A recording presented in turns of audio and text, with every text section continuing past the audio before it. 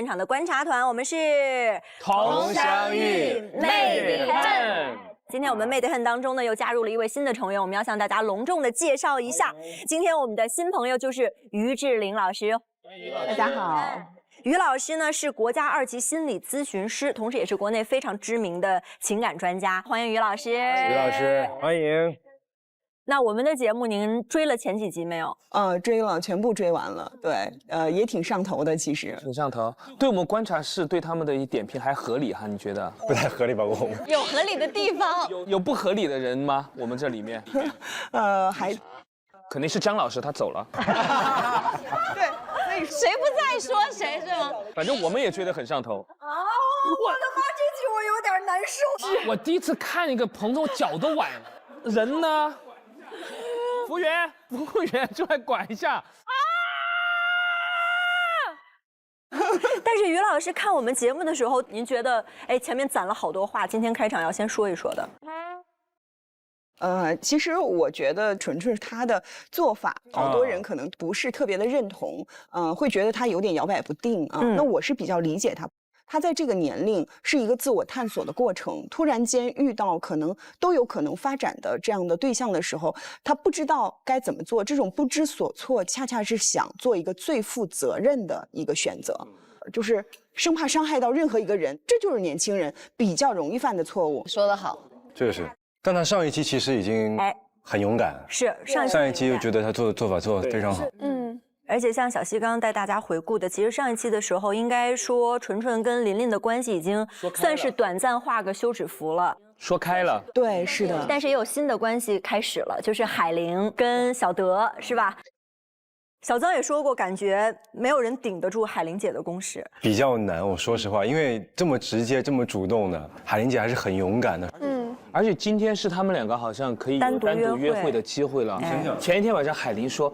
我想亲他，我们真的是很直接，单刀直入，很直接哈。来，那我们直接来看一看他们开启下一段的旅程。前情提要。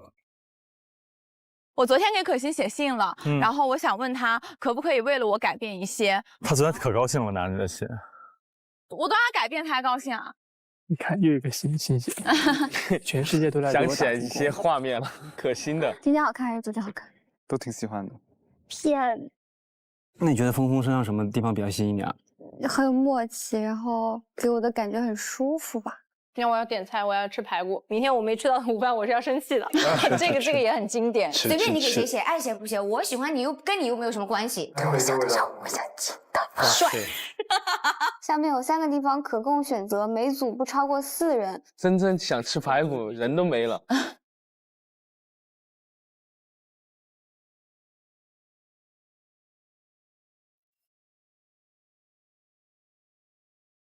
哇哦，今天是保龄球哎，好好哎。咕噜咕噜。我以为咕噜咕噜是潜水呢。我猜到了。真不错。我从来没打。我开始爱上的柏林。你是首先扶住，然后往前走一步以后，直接像钟摆一样把它丢出就好了。来，我试一个啊。这杨哥啥都会啊。商务男士。哦。哎呦，是看一下分数如何？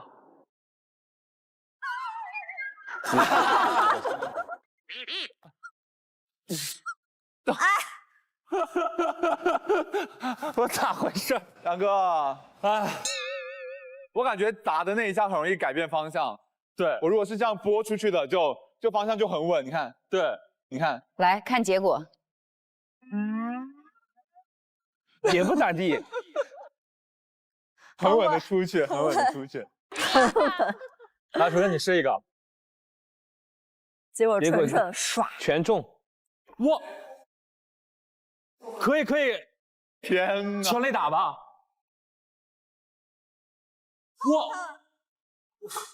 哇，这太绝了，2个人交半天，哇，要是男生丢脸了，太丢脸了。一个。太厉害了！原来我是厉害的。我们2打1吧，好不好？他这有点新手村大魔王的感觉。重开一下，然后我们可以开始打比赛了。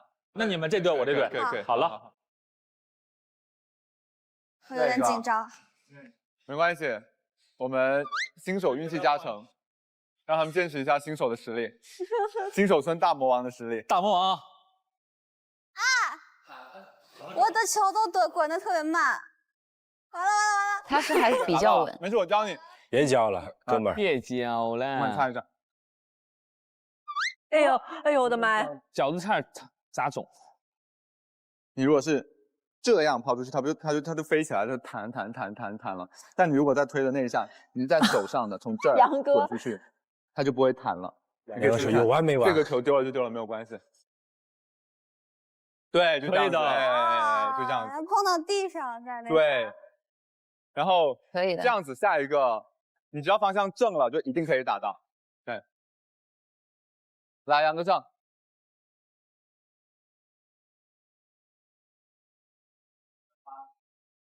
完了！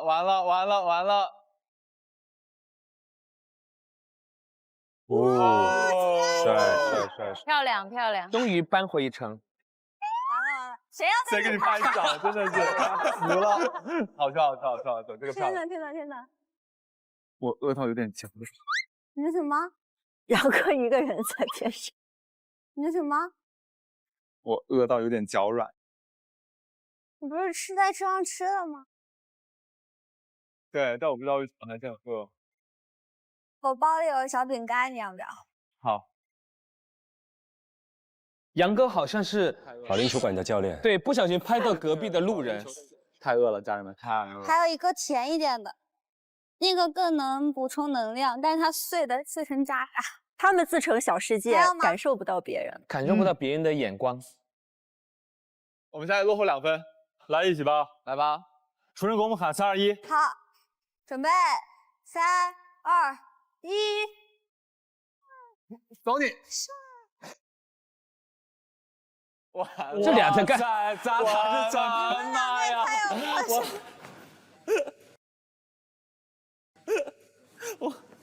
我们俩不配。太正了吧，这也！哇，全垒打，第一个。又是纯纯好厉害啊！哇！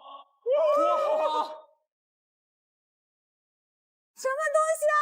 这是第。哎呀，哇，他们俩这个太情侣了。尊重，祝福。2、3、4，然后打一下，然后。忘了，哇塞，你看看，巴拉。专属的姿势是吧？他们现在已经毫无阻挡了，开心了，明朗了，没有琳了。真的。完了！几个？可以。杨哥永远差点。还是赢啊！好球！ 7败。差一个，等点，先来个惩罚嘛。 5连拍吧，好，这个好， 5连拍好不好？这不是福利吗？杨哥好善良，真的是情商很高。对，杨哥真是情商最高的。喜怒哀乐，然后搞怪，好吧？好，5连拍喽，先喜吧，喜，红双喜的喜。哎呦，他俩怒，哀，乐。 哎，他们的表情都是一致的。他们俩衣服颜色也好搭。搞怪。OK， 好了，好了，我们差不多了。杨哥，你太棒了啊！惩罚都是福利。怎么样，娜娜？好客。开心，有的好玩，还有的好吃，还有的空调，还有在室内，还有纯。是的，好高兴，在这里面吧。 80的边，来，干一个。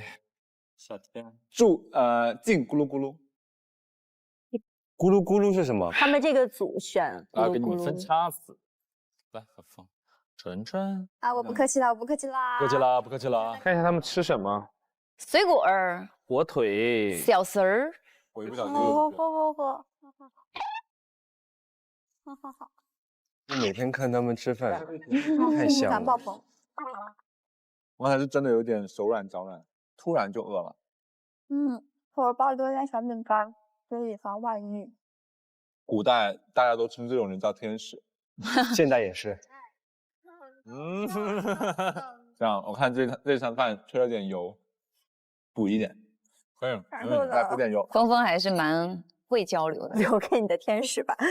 现在我看纯纯放松了好多，因为之前我跟可心跟纯纯吃过一次饭，那次我们几个都有点拘谨。今天穿的也是。我跟你说，那个杨哥，前2天吃饭，包括第3天，纯纯基本都没有吃饱。我主要就是大家都在说的很认真，我在那吃的很不礼貌，感觉。第1天尤其明显，就是四世故人来那第1天晚上我们在泳池旁边吃，纯纯四世故人那一天就没怎么吃东西。哇，我觉得峰峰也好暖啊，就是眼光始终在你身上。真没吃啥。然后今天他自己会说，哎，我还想再吃一个。就我是比较喜欢人少的场合，一超过5个人我就有点就会，因为其实说实在没有人他一直看着他，感受到我的存在的那种。其实不会了。我要是纯纯，我会因为这句话感动的，我会听到心里去的。今天你主要是球打得太好，你打得不好也感受不到那种。本来想说再秀一手，没想到被秀了。但我觉得杨哥好像感觉也变了很多哎，这2天跟之前变化太多了。对啊，这2天特别放松。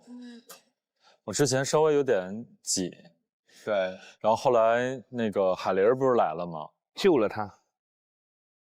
我还跟他出去了几次，那几次玩的还蛮开心的。玩完之后，我觉得正好，因为她是最后来的女生，然后让她多去认识一下其他人，我觉得挺好的。要不就跟我一开始似的，后来其他人我也不认，像我也没跟纯纯吃过饭，要不就跟可心在一起，但可心格局一起来，然后我们就又拘谨了。格局一起来这个词用的，这词儿非常的到位。哎呀，杨哥真是杨哥啊，有大局观。所以我觉得今天是玩的最开心的，很放松。来吧，记录下这个状态改变的时候吧。好，我们一起。先给你们俩拍一张。好，我们俩还没有单独合照。哎，好，但他们俩确实看不出啥 CP 感哈，就没有来电。输值了是吧？杨哥确实成熟。今天杨哥跟纯纯都很自在。哎，好看。看吗？好看。哎，好，我看一下，也出现了青春的表情。我看一下。哎，那保腿拍贼胖。这都能怪我。来，再拍一张呗。来，我们这，你在这。啊，这，能不能都拍到？可以的，没问题。往上一滴点，往上一滴点。对。3、2、1。哦，好好看。看一下，看一下。然后给你们俩拍，来给杨哥，来，我从这个角度拍都行。礼貌的拍完，终于可以拍我们真的想拍的了。趁着今天瘦，赶紧多拍2张。哎呀，被盯着脸。他们在蹭肩哎。来，凑近点，再凑近点，再凑近点，再凑近点，再凑近。哇，杨哥这太懂了，简直像磕 CP 的我。对，我觉得杨哥可以开发出个新职业，就是陪着那种有意思的情侣，然后帮他们促进关系的这个，我的天啊，情感推进师。新兴职业。娜娜呢？如果你的好姐妹喜欢了一个人，他们俩有可能你会当助攻的那个人吗？要肯定疯狂助攻，约着一起吃夜宵啊，玩密室什么那种。玩密室？对他们俩然后你在旁边推一把，暗中踹一脚。对啊，你很适合这种职业。对，我也辅助是吧？最强辅助。对，最强辅助。哎，摁哪个？纯纯有点害羞，他刚刚有这个小动作。好，3、2、1。好了哦，好帅哦，这张峰峰。哇，这张笑的蛮好的耶。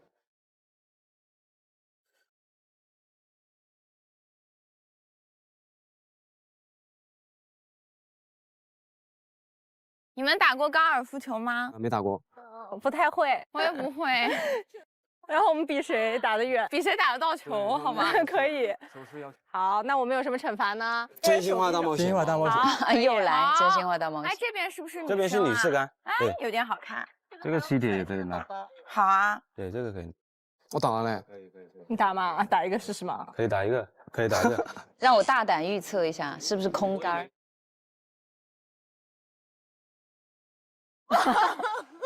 空杆。以为会打准，真的打不到哈。嗯。你看，哇！哇，有够歪哎！是谁的球飞回来了？是玲玲的球，是要稍微远一点。王老师接受惩罚。王老师，惩罚真心话大冒险。大冒险把球捡回来。真心话吧，好吧。刚刚想让他绕场1周，绕场跑一圈。对，真心话，真心话。我们俩先对一下。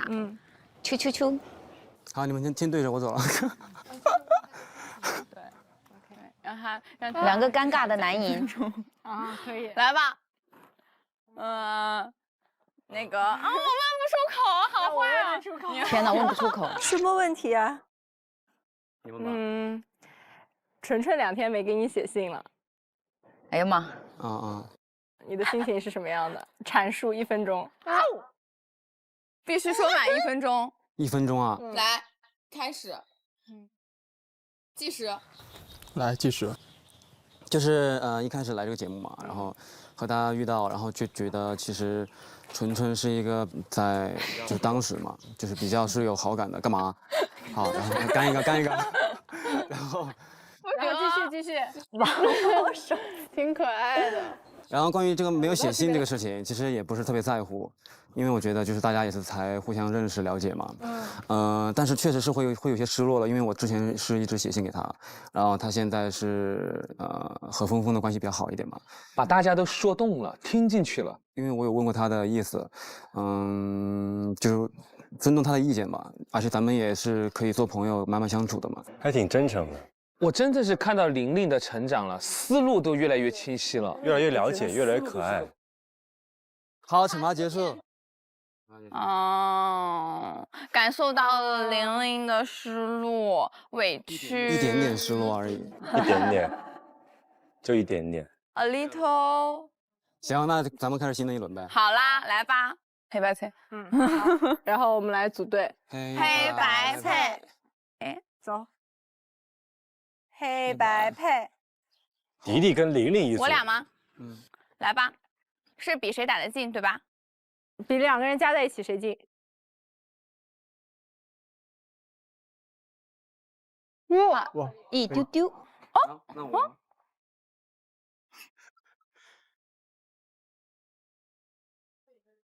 啊，赢了吧？哎，有点东西，这不赢了吗？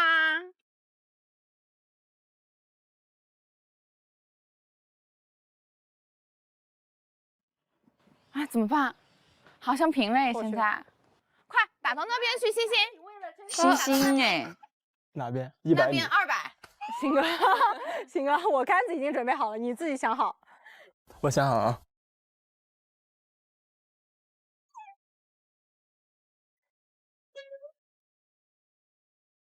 故意的吗？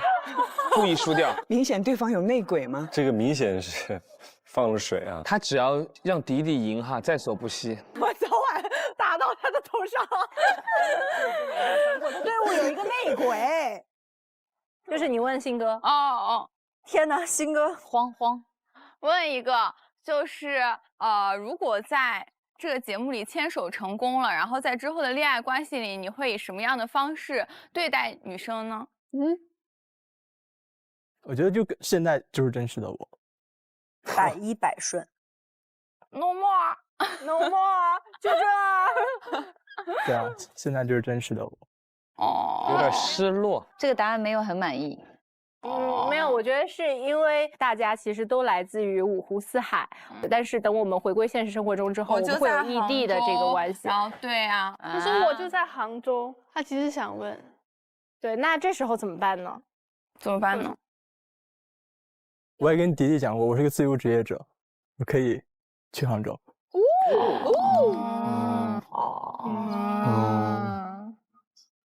好吧。所以找迪迪说要跟我约档期，别跟我撞日子。啥意思啊？什么意思？他说啥？约档期？这么忙？就是大家要找迪迪玩的话，要跟他先说一下，怕他跟迪迪在一块玩，不要来凑热闹之类的那种。哦，这么主权。哦，就是你们一起玩可以，但是我想跟他单独相处。对，就要单独相处。这就是他是我女朋友，你要对，就是宣誓主权的感觉，这有点过了。跟我约档期，别跟我撞日子。你看迪迪的表情，来哪天去，我就来当天找你。对啊，我就一起，就一起，就一起，对，就一起。来。但你看曾曾他们其实都很明白，但不好说。我迪迪是满脸的不高兴了，已经。那一下把迪迪点着了。约档期是吧？对。而且他那句话的意思就表达，以后你的那些朋友要约你玩的前提是过我这一关，过我这一关。我那天没跟你在一块玩的时候，他们才来玩。他肯定是半开玩笑，是开玩笑，肯定是半开玩笑，但是听起来就不加分，迪迪无法承受。娜，如果你以后的伴侣会控制或者干涉你跟朋友之间的交往，这是你的雷区之一吗？我是觉得也不能完全不要求，就如果你完全不管我，我也会觉得你是不是不在乎我？对，然后但是你太管我了。管到哪种地步你觉得刚刚好？就是比如说我说我今天要出去玩，对吧？可以这样，就是说先跟谁去，几个人，男生女生，怎么样，几点回来，有一个这样的程序，然后你再放我走，这个感觉是完全不一样。其实就是报备，其实它只是一个心态问题。就是说不说是你的事儿，但他得问。对，反正你最终肯定得让我去，但是你得有一个。这是你的重点吧？如果他说了，哎，这里面有谁谁谁，还是别去了吧？你还是那我不能接受，但是。这样吧，给你做张表，自己填了交了就行，反正你最终都得去。不是，如果他不让我去，我肯定会问为什么。不，打个比方，有杨迪在，你不能去。哦，我知道，你最讨厌他了，对不对？我不去。啊，你就会马上。我会，因为如果我要去见的人是他最讨厌的人，那肯定不会去，我肯定不会去啊，肯定不会去的。哦，那还行哈，最讨厌的。我到底怎么回事？其实是这样，就是有很多女生就和刚才那个说话的可心的状态一样，说你们要见他要跟我约档期哦。就是在热恋的时候，有些时候有点小控制，反而是一个甜蜜啊。但是刚才可心的这个点，为什么他会触怒了迪迪？就迪迪还没有想跟他往那个亲密关系上走。对。所以说，这个人如果突然想把我画地为牢，我会马上强烈的反弹。那可心就是判断错误呗。对，是的，是的。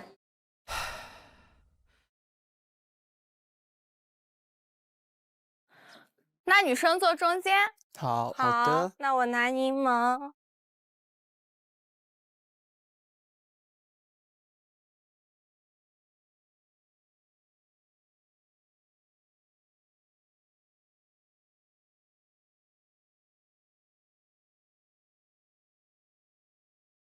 哎，但我单纯有一个很好奇的问题。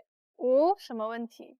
你们现在发现你喜欢的人，他有一个喜欢的人，你还会追吗？不会。你说不定能抢过来的。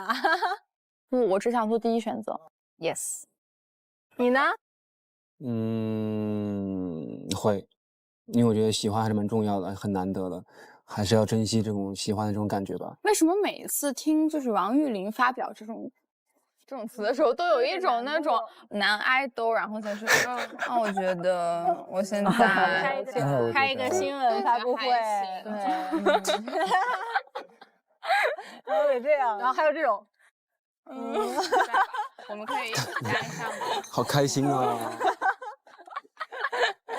我们已经把你摸透了，这怎么办啊？谁都知道。可心已经在状况外了。新哥，你呢？就你特喜欢他，但是这时候他想更了解别人，那这时候你怎么办？你还会要继续了解他吗？不会，我跟迪迪一样啊。我根本想都不会想这个问题。之前他的答案是可以的呀。是啊。他改答案了。你看迪迪愣住了，因为可心之前不是这样的回答，直接就不会。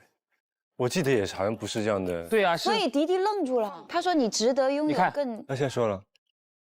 那为什么你跟我说完之后，我去了解别人了，你 OK？ 对啊，问了，你看嘛。我觉得你是悖论啊，跟你刚刚说的。你是悖论啊，跟你刚刚说的。对啊，对啊，对啊，对啊。哇，他也还挺敢直接对说出来。他想是不是跟迪迪找共同点？对对，我觉得是。结果没找好。也不是，就是我觉得，就怎么讲呢？我有一点信心。天哪，迪迪的那个表情。我觉得更了解我之后，可能就我觉得我是有一点胜算的。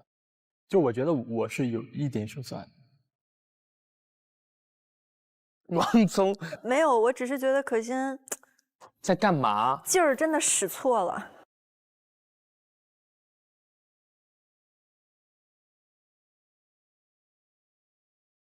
妈呀，这低气压的。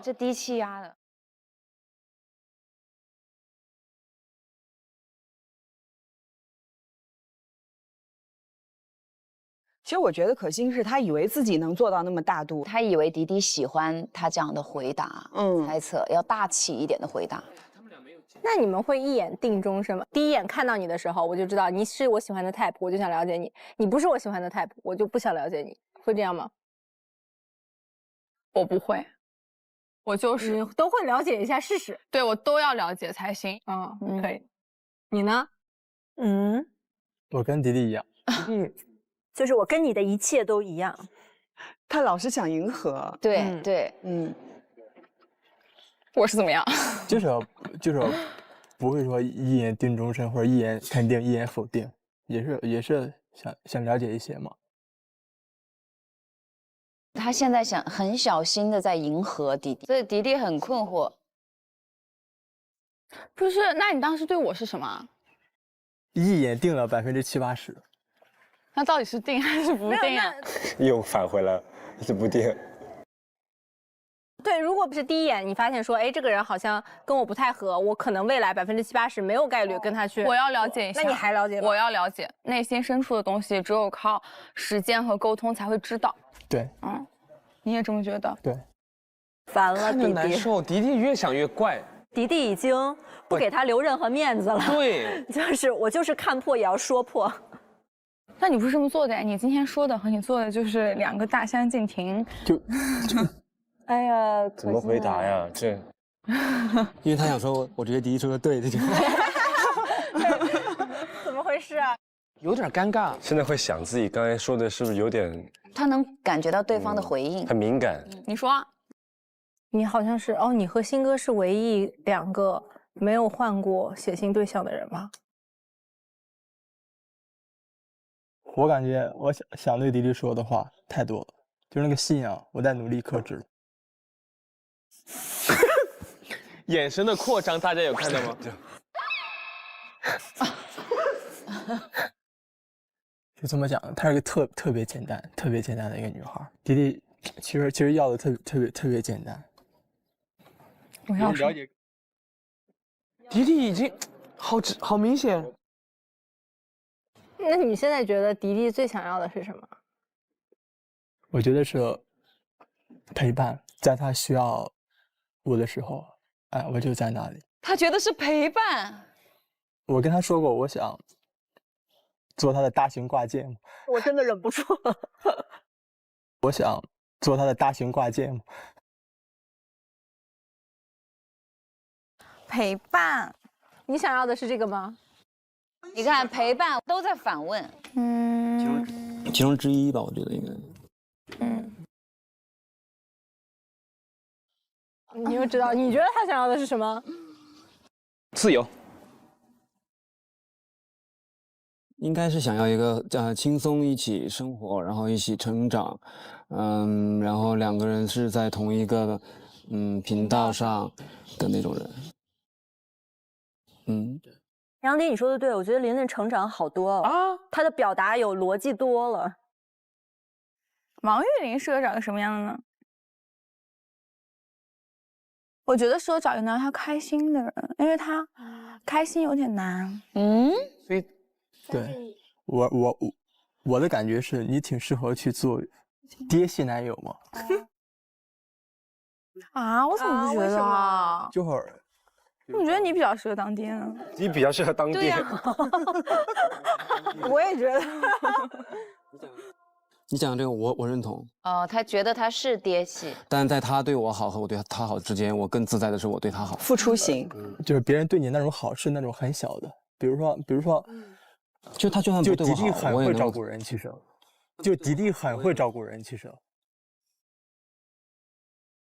哎，他怎么又能把话题放到迪迪身上？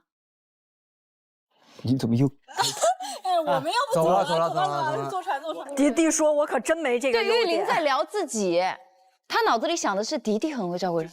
我来这儿晚餐时吃的最多的菜就是啥？就是迪迪帮我夹的菜，因为我每一次都坐在角角，就是迪迪给我夹的，他都。好，想想你坐几点的船？现在看一下，4点钟到了没有？我们坐船去吧。走吧，老师。哎，我觉得曾曾是好姐妹，曾曾知道这个谈话迪迪很尴尬了。玉林也尴尬了。走吧，拜拜。走吧，走吧。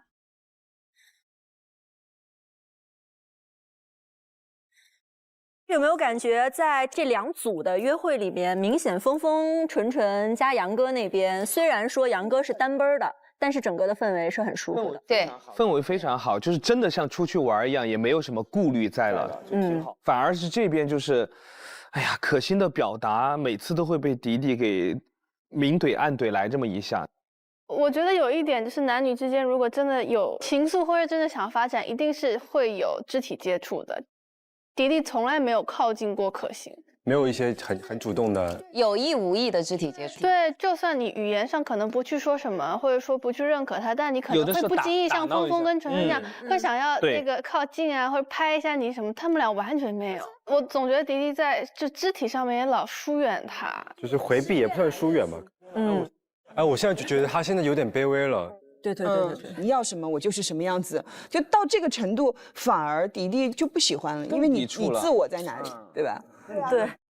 那可惜应该怎么去处理他自己？比如说他其实就想忍不住对这个女生好嘛，可是为什么我表达出来的让你觉得反感？就是不喜欢你。对。他也不知道说，其实激情是无法创造的，有就是有，没有就是没有。真的是。那关于刚刚我们看到的另外一组的一个惩罚的喜怒哀乐4连拍，我们也邀请现场的2位观察员复刻一下，好不好？投票吧！同意他们俩的举手，1、2、3，举了。好，全票通过，就4下，来吧。来，迪迪，你的照相技术可以吗？非常 OK， 我的照相技术。来啊，准备好，喜，可爱，好看的。怒，生气。哀啊，乐，大乐。好，过年了，感觉过关。好看。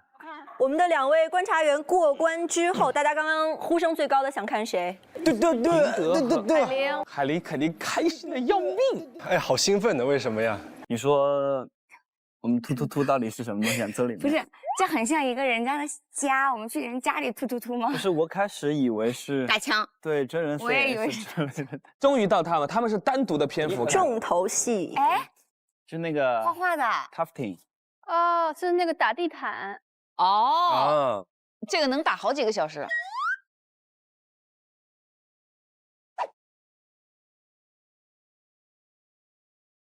这个蛮有纪念意义的。Hello， 你好。欢迎来到我们工作室。然后呢，我们工作室呢是可以做这种 tufting， 它也叫簇绒枪，然后可以呢做类似像墙上的这些作品。然后你可以先在这个相框里面，然后先画出你的图案。但是就是我不会画画。你先试一下嘛，说不定女孩子很会画。我也不会画，我非常不会画，我只会画我自己的妆。那画挺好的，那照自己画吧。他们会不会做一个彼此？我做个你吧。想想。贴心。先画，你画，我说你。我不会画。这俩人好害羞哦。我想到的是。你画的这是个山呀。对，我就想画一个山。可不可以山底下是海？可以啊，山下面有海浪，然后天上有个月亮，然后天上有个这个月亮还是像香蕉。其实我本来想加一句话的，我想加一句这个。他们俩有点粉红泡泡吗？什么意思啊？是 I'm so glad I found you. I'm so glad I found you. I'm so glad I found you. 我的妈呀！而且他还看着他说这句话。哎呀，我小害羞，但是哇，那我去叫一下老师。我觉得挺好的。什么？就是比如说他们去潜水，或者他们去做什么活动，就是没有留下一些什么东西。但这样，但是这只有一幅画怎么办？挂在咱们家。挂在咱们家，你这个哇！我们轮流挂。轮流挂。天哪，这俩好，你到时候你挂一挂寄给我。每个人挂一个季度。OK， 那你们先尝试一下吧。尝试一下吧。对啊，画得很丑怎么办？没事儿，你画多丑，我觉得都好看。哎呀，没事儿，你画多丑，我觉得都好看。小德今天怎么了？真的假的？小德怎么回事啊？他们两个已经浓到这个地步了。其实，在他们互选的那一瞬间就已经。好难呀！你画月亮。好，月亮交给你了。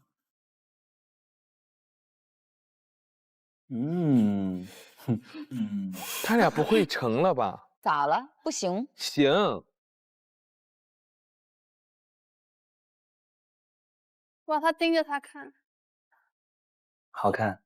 真的假的？一语双关哎，不可以骗人。不骗人。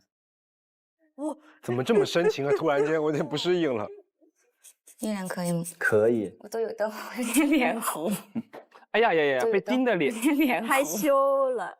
天哪，他俩，我都害羞了。就嘴角不自觉的上扬啊，这也是个很厉害的招，说出来。弟弟也很顶啊。对，就接招，然后再发招，这是很重要。对他反馈啊，正向给反馈。然后继续啊，快。继续。我觉得你画的好，比老师的好，比老师的匀称。你再说，老师不管我。等一下，这样吧。演一下。对。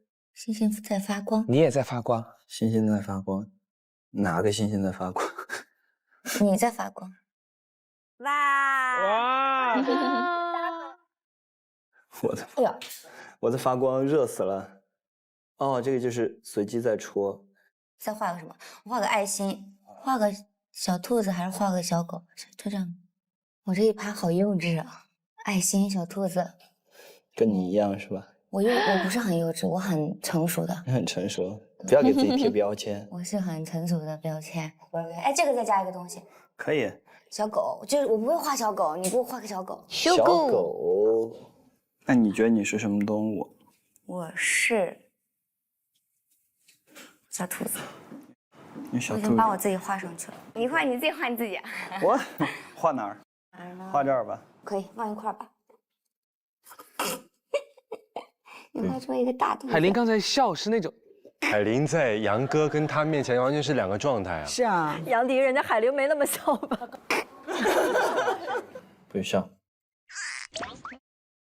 不许笑，不许笑。1、2、3，这儿可以框一下。哦，可以。竖下来就是我们的合影。可以。OK， 那我们叫老师吧。好啊。过来，这姑娘就像那边的杨哥一样，工具人。工具人一直送工具过来，真是突。突。行了。按动这个枪，它就可以开始了。然后顶进去之后呢，你就按动这个开关，然后就可以走线了。对。好看！你看那边，比我想象的好看，毛茸茸的。啊，可以啊，这个。来，你试一下吧。来吧，先把第一座山打完。知道为什么要打山吗？为什么？因为我喜欢山。重来。那你知道我为什么要打海吗？对仗一样的交流方式。因为我是海玲。你是海玲，你真的姓海？我不姓海，我姓吴。吴海玲。吴桐。我叫吴桐。真的？我给你做自我介绍，你没有认真听。我没有给你做过自我介绍。你没给我做过自我介绍，对。要试一下吧。我试一下吧，重吗？很重吗？不重，只是你一定要关了，先关了。等一下，我放下。就是打开，对，一定要把它弄紧，对。然后。我走歪了。你走歪了。你发现了没？你看他们俩讲话的对话是复读，一唱一和。没事没事。我不弄了给你们还是？我根本没事，挺好看的。我捏不住它。再来，把这一座打完。是这样的，如果你要先关了，就是先关了，先是关了。不是，现在是关了，对。摸手收嘛。如果你要在这个方向，按紧，然后你要顺着这个方向上去。刚才就是这样的。对，OK， OK， 对。算了吧，你弄吧。海林，你弄吧。看这个你帮我补一下吧。哪儿？就这个。我后来不下，还这个补一下。这里前面看不出来的，你看嘛，你看。看不出来。心动啊，糟糕，眼神躲不掉。看着没问题。好的。头发乱了。刚刚小德也很可以耶。头发乱了，头发乱了，我剪头发。我给你剪。你会剪吗？不会啊。我们是不是要换灰色的线了？应该是。你家里就只有你一个小孩，你没有什么兄弟姐妹？我没有，你呢？我有弟弟。你有弟弟。所以我昨天在车上给我弟弟打电话，我说弟弟呢？弟弟呢？我看到你迷迷糊糊的醒了，对吧？你刚以为我在叫你是吗？你都没有叫过我姐姐，我为什么要叫你弟弟？为什么要叫你姐姐啊？因为我是姐姐。叫姐姐，我不觉得你是姐姐啊。哎呦！这个回答满意。你说第一天我们在海边不是选人要对视吗？然后我选了你，其实我确实是想选你，然后可是我又不敢看你，然后我为了让自己不要一直笑，显得很蠢，我就一直怒视着你。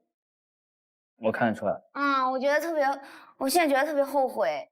他后悔没有早点跟他接触，是不是？浪费了时间。对，我以为你对我有误解。真的吗？对，当时就看的时候就会让我就是比如说第一印象嘛，特别后悔，我就为什么要？那你道歉。对不起啊，真好，立刻道歉，好可爱。好了，我原谅你。哎呀，你太好原谅了。好可爱，好可爱，甜啊！糖的浓度我已经有点 hold 不住了，真的在撒的疯狂撒。但我觉得这个事儿我真的觉得我就很后悔，我不应该。不后悔，你不要后悔。我不应该瞪着你。OK， 挺好看的。下面再选个颜色吧，还补齐。等一下。哇，还挺好看的，是吧？突。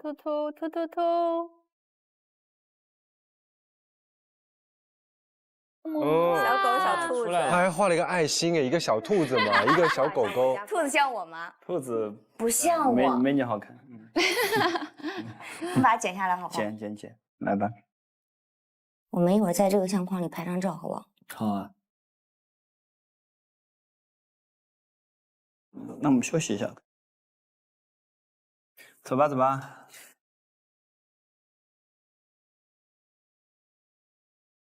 你累吗？坐这么久有点累。我觉得挺累的，虽然我没有拿那个钱。哎，你回到海岛有没有想做的事情？有啊，比如说我要下海。如果我回到海岛，如果我们还有海边烧烤的话，如果还有什么就是对视游戏，我不会再凶你了，我会好好看看你。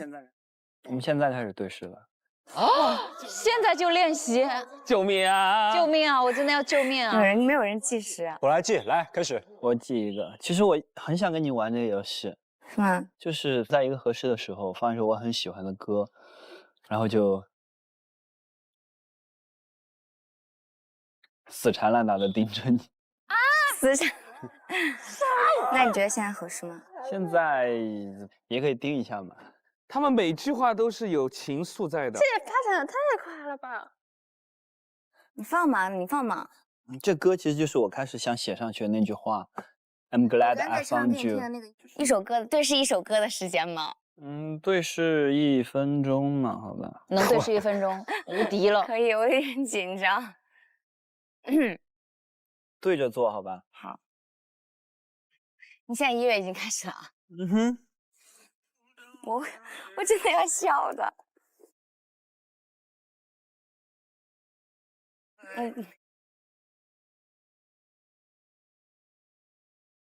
我不能看你。等我一下。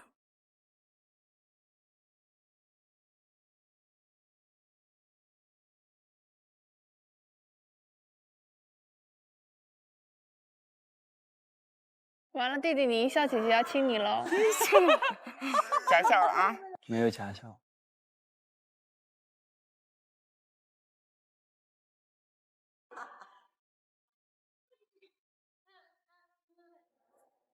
这真的是荷尔蒙啊！是的，这是真能溢出屏幕感受到的那种感觉。是的。天哪，他情感……你别哭啊！哇哦！天哪！你怎么回事啊？歌好听。你怎么回事？你别哭啊！带入了情感。我也有点不知道为什么，我就看着我也有点眼圈红红的。Glad I found you, glad I found you in this sad world where so many things have gone wrong. It took me so long just to find you. 你怎么要哭啊？没哭了，没哭。天哪！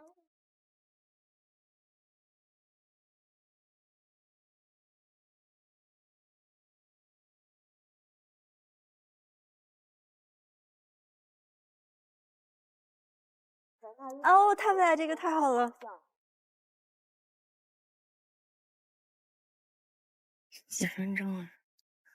结束了，2分半。过去2分半了。过去2分半了。3分半。真的吗？真的。真的3分半了，对。我觉得时间过得很快，你觉得？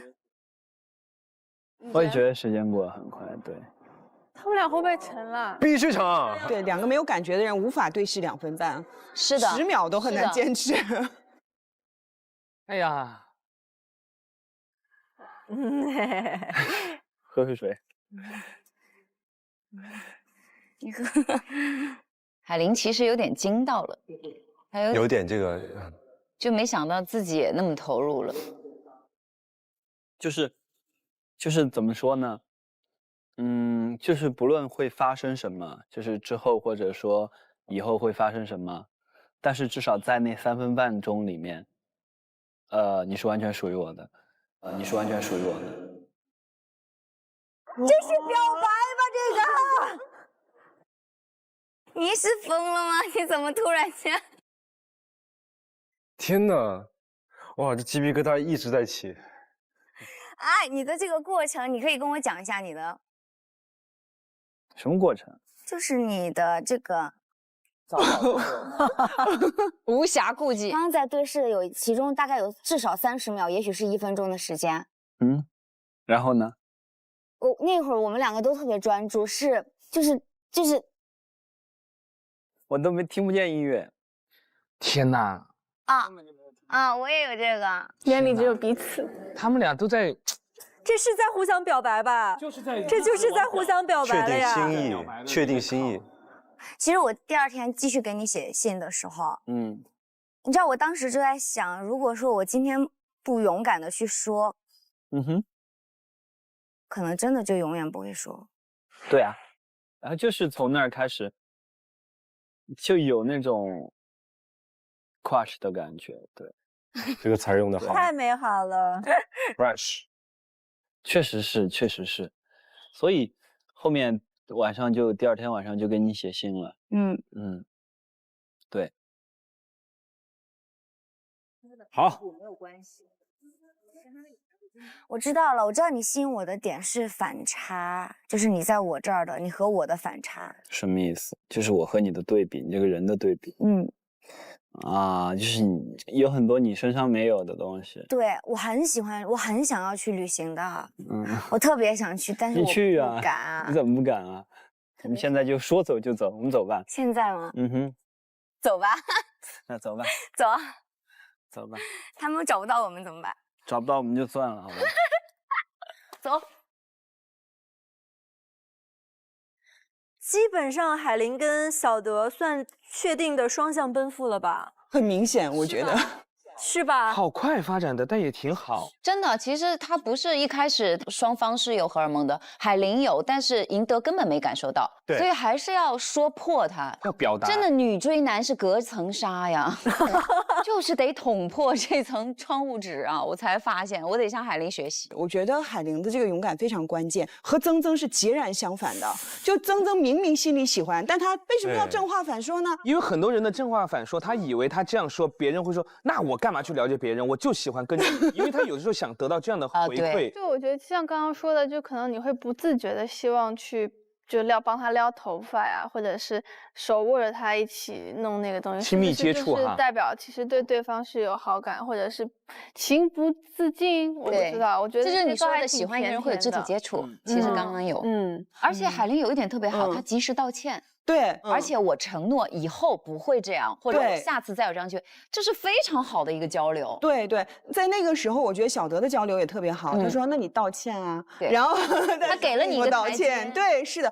现在姐弟恋好像越来越多，就是男生会不会觉得跟姐姐相处不累是吗？对，没有那么累，就是他会很明确的知道女生想要什么。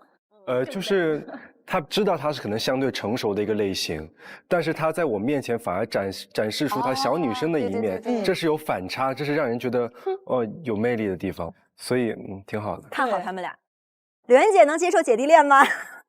我自己有过姐弟恋的经历，我觉得差3岁以内的其实没有太多的区别，但是普遍来讲，男性的这种心理年龄是比女性真的要幼稚很多。如果差7岁以上的话，确实就是会有很多观念上的不同，会有问题。小曾，你接受姐弟恋吗？接受，为什么不接受啊？觉得年龄真的不是问题，最主要还是合适。那你能接受的姐弟恋的年龄差上限是多少？不设限，不设上限，不设上限。对，我们接着往下看。